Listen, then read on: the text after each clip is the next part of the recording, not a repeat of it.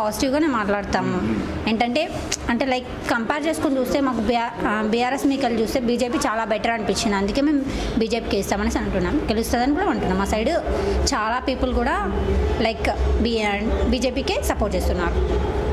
కాంగ్రెస్ ఒక పక్క మహిళలకు చాలా తాయిలాలు ప్రకటించింది. మేనిఫెస్టోలో కూడా బస్సులు ఉచిత ప్రయాణాలు కావచ్చు, మహిళలకి సమ్ అమౌంట్ కావచ్చు, చాలా గొప్ప గొప్ప ఆకర్షణీయమైన పథకాలు తీసుకొచ్చింది.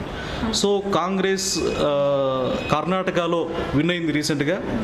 ఖచ్చితంగా తెలంగాణలో కూడా ఈసారి 10 ఏళ్ల పాలన చెక్ పెడతారు, కాంగ్రెస్ గెలుస్తుందని అంటున్నారు.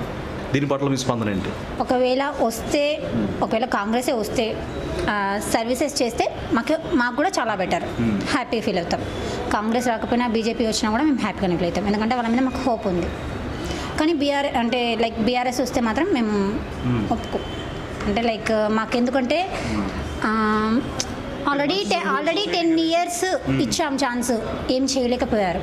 సో దానివల్ల మేము బీజేపీ మీదనే హోప్ ఎక్కువ పెట్టుకున్నాం. Please subscribe .news.